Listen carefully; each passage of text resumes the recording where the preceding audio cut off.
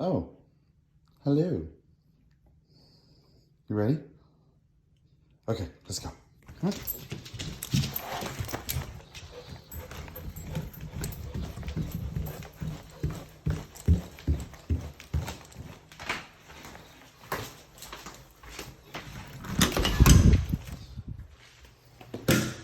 Ooh, pretty. Okay, let's do this. Ready?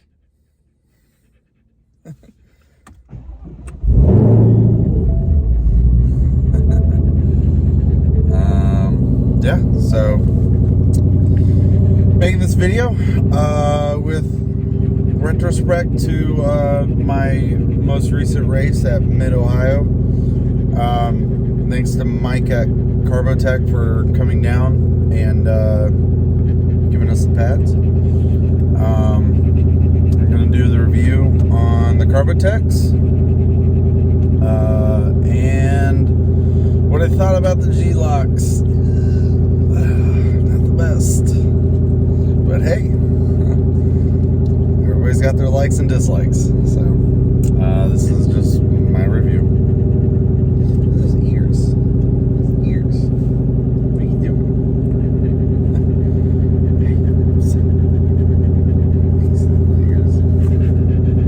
Say hi.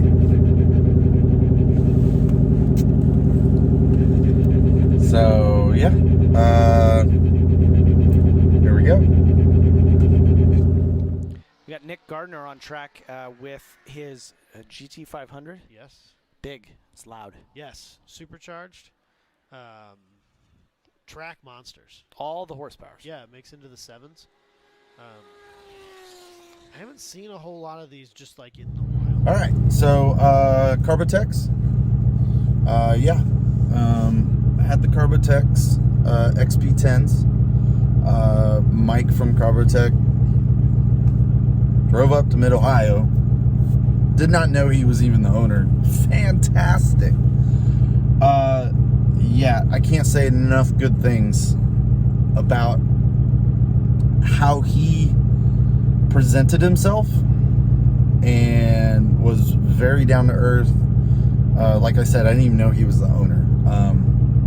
I know my buddy Joe Gatt put me in touch with his contact at Carbotech, and again, hats off to Joe. Thanks. He was great. Came down for all of one day while I was at Mid Ohio this past weekend. It was great. Now talk about the XP10s. So took the stock pads off, sanded the rotors, cleaned all that material off. That's what you want to do. Threw on the pads. The pads came pre-bedded, but you know, you want to make sure to properly, you know, do the whole procedure and stuff. For me, I'm already at the racetrack. I just did, you know, 3 laps as I normally would. Come off, let them cool. Great. That first session, you know, it was hit or miss. Obviously, brand new. The next session, just not enough things I couldn't say good about them. Even though we were supposed to get the XP12s, they accidentally set us the 10s, and they were still fantastic. Overstock, they're probably about 20 to 30% better than the stock pads in your braking zone. And when I say that, I'm doing at Mid Ohio, I was doing 165 on that back straight, and I'm coming late into the braking zone, and I am slamming on that brake. I'm standing on it. So, and then you know, slow down all the way to like 55 going around that corner on corner 3, and yeah, so that's how it went.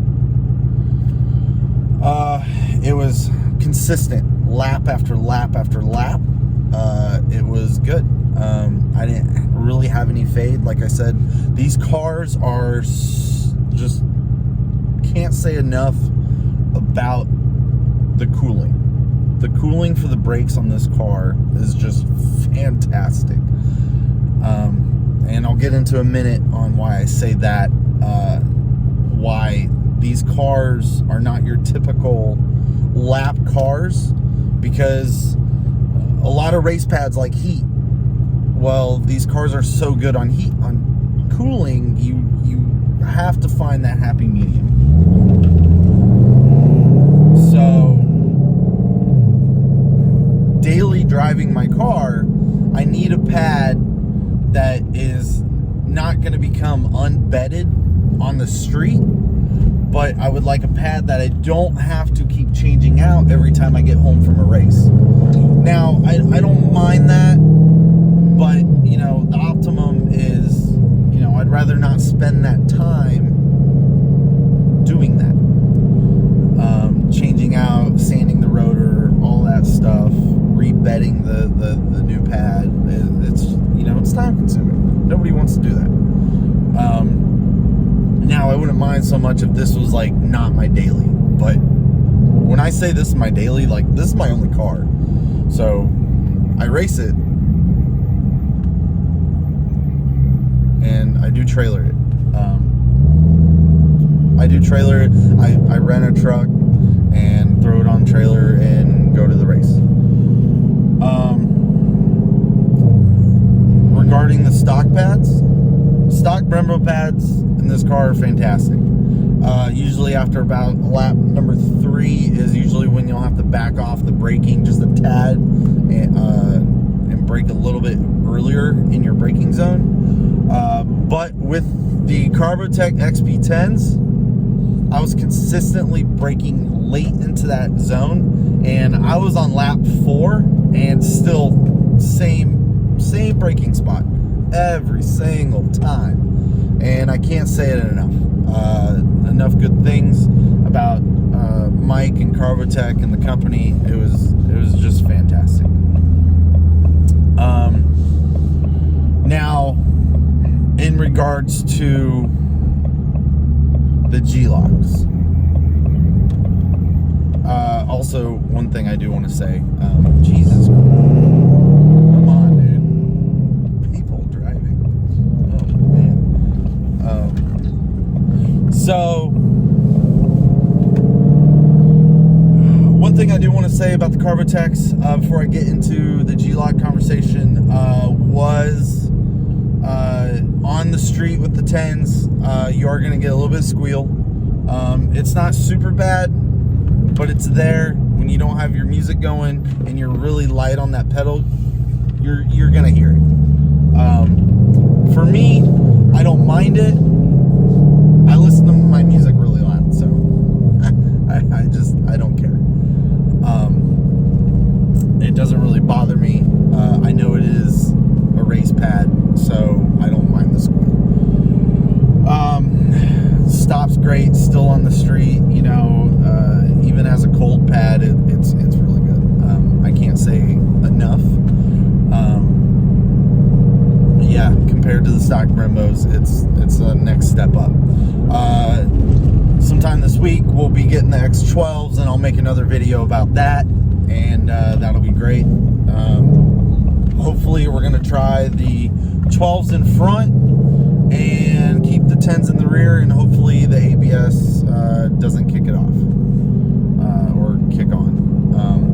So we'll see. I know some of the newer cars have that issue with different brake compounds, so we'll try that. We'll see what's up with that.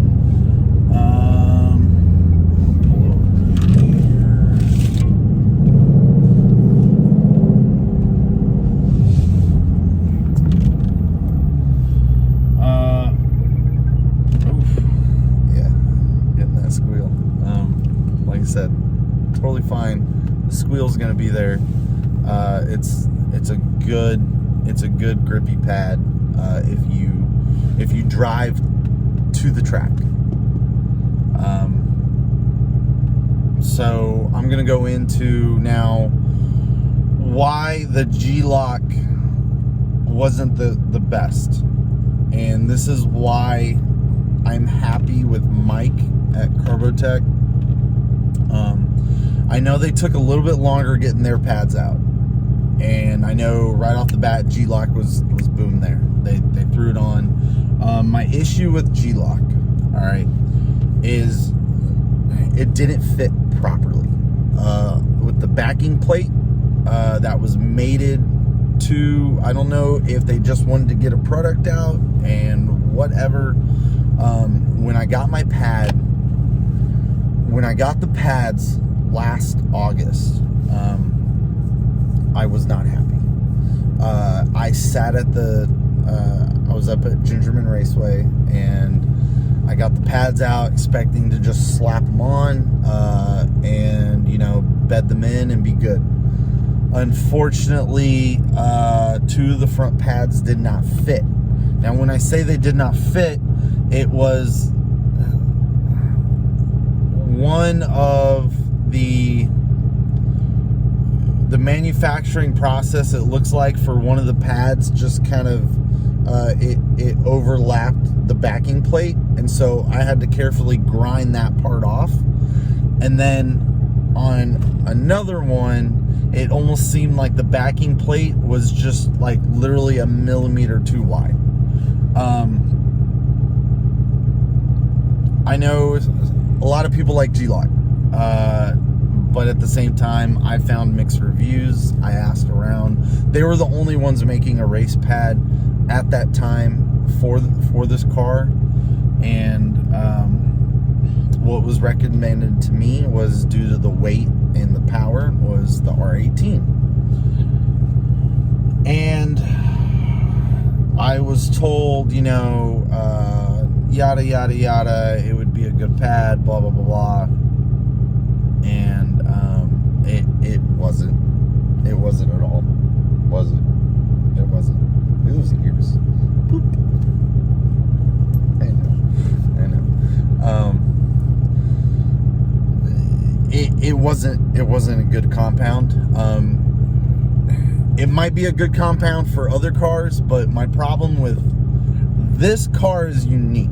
And when I say that, it's I'm not just blowing smoke up anybody's butt.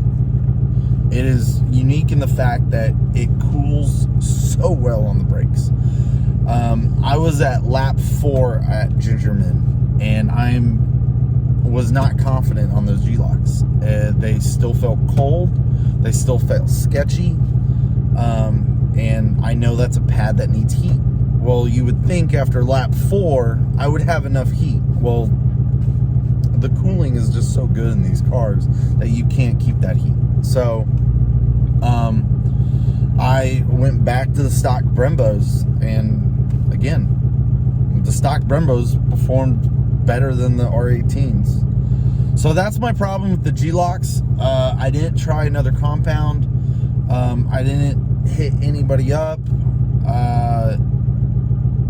I just kind of accepted the fact that, you know, I was just going to run the stock Brembos. And then my buddy Joe Gatt, thank you to him, got me in contact with Mike at Carbotech, and I cannot say anything but good things.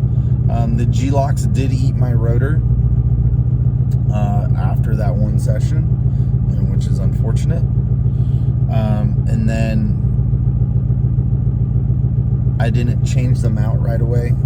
Being this my daily, I didn't change them out right away. I decided to drive on the street, and they became unbedded. So I know a lot of race compounds do that. With the Carbotechs, you know, it's like I said, it's better than stock. I love them. We've got the XP12s coming. I can't wait to try them. I'm going to try them on the front. Hopefully ABS is happy, and I'll make another video about that. Yeah, so thanks guys for tuning in, and see you at our next video. Yeah, see you at the next video. So peace.